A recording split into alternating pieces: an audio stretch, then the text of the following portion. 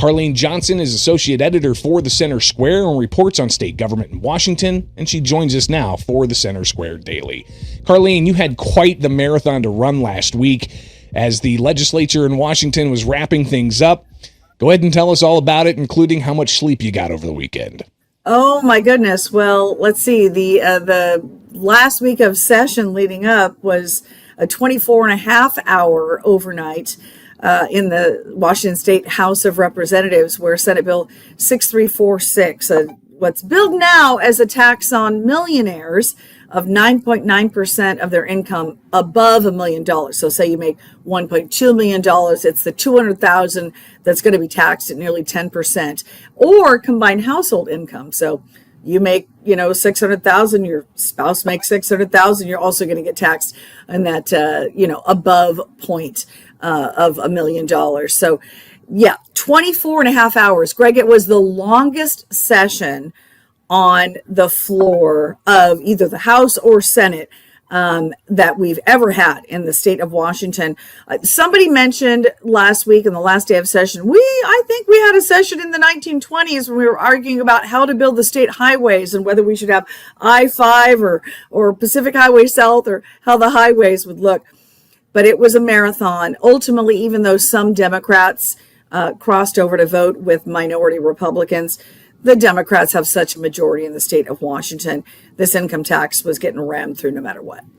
Now, obviously, it wasn't just the millionaires tax, as some may be calling it. We're seeing that issue pop up in states across the country, by the way, Carleen. So Washington could be an interesting bellwether here. But they also had a budget, right? I mean, they had a $2 billion budget hole they were looking to fill. What are some other things that taxpayers in Washington need to know, because they weren't able to watch 24 plus hours of legislative session, but they're going to be paying the bill?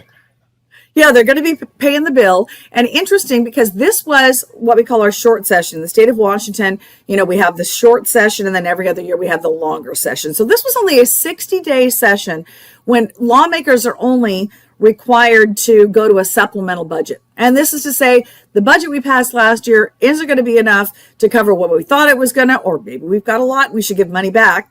We don't really do that here. But this is supposed to be sort of just kind of filling the holes and saying, we messed up here. We thought this was going to bring this much revenue. We've got the Department of Revenue saying this isn't going to fly. Fill in the holes. Instead, what we did here this session was add another $2 billion to the supplemental budget. And by projections that I've been seeing in the last 4 days, Greg, if we go out 4 years, we're going to be 10, even with the new revenue, even with the new taxes raised. And this is before the income tax takes effect, because I should mention this is not until 2029 revenue that we're going to see, the millionaires tax take effect in the state of Washington, and to supposedly bring in $3 to $3.5 billion a year.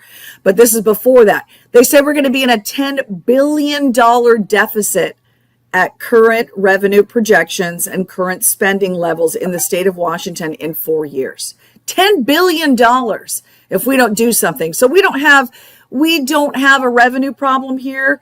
Every time the revenue projections come in, they say, oh, you guys are doing great. Brought in, $800 million more than we expected in the last quarter that came in.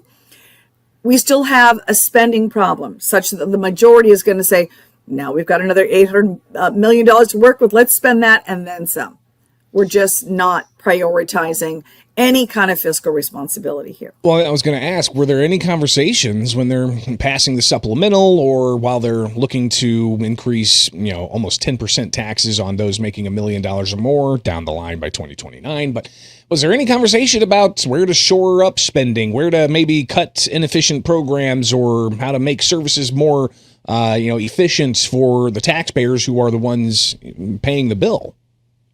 Well, the problem in the state of Washington is that the Republicans are in such a minority that the conversation is completely hijacked really by the majority.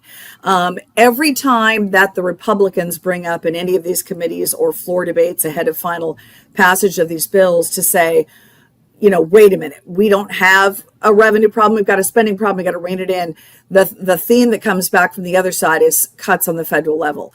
Mind you, many of the cuts to Medicaid and some of the other programs that in Washington state are being reined in because we have fraud and some of the other issues that you've talked about, many of the other states have. Those things are going to be reined in by the federal government, but it hasn't even hit us yet. We still have the majority Democrats that have cut Medicare and Medicaid and some of the other programs for the most vulnerable in the state of Washington.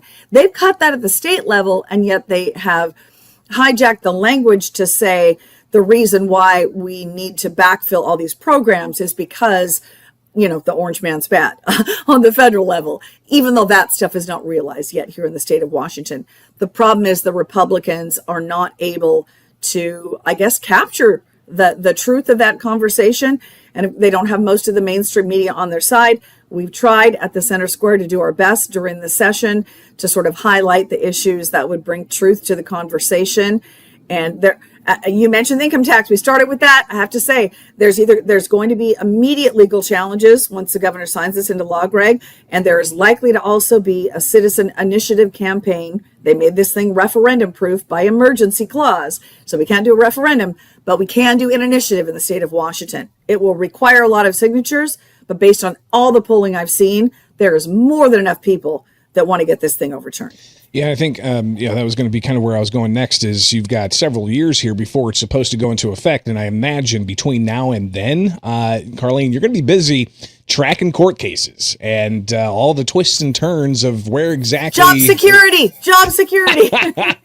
No, and it's going to be important because again, the taxpayers in Washington State, they got to go to work to their 9-to-5 job, and by the time they get home, they've got things to take care of at the house and kids to feed and so on, and they can't do what we do each and every day at the Center Square, which is to take a look closer at state government and how it's impacting taxpayers. Yep. So yeah, it's really going to be important to track those court cases to see where this exactly is going.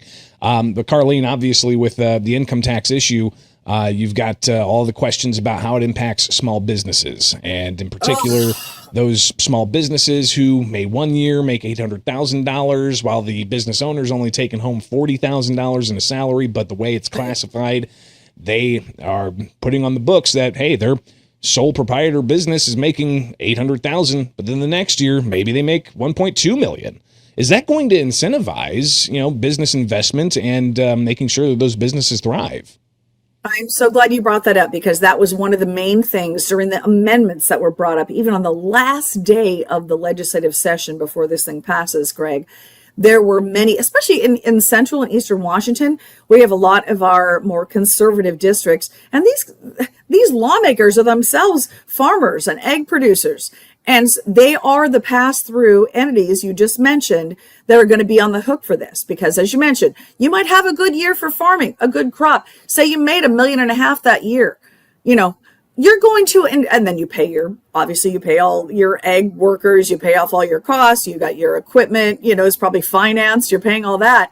But if you have a good year and you want to expand and grow things, then you're going to reinvest that money, creating more jobs, more tax revenue for the state of Washington. But instead, these egg producers are going to be taxed on gross, not net profits, just like all the other smaller businesses are. So you have one good year, you get punished. That means you cannot reinvest and use that tax revenue to, create a wider tax line base for the state of Washington. And in the state of Washington right now, Greg, we are losing 2 to 4 of our farms every single day in the state of Washington.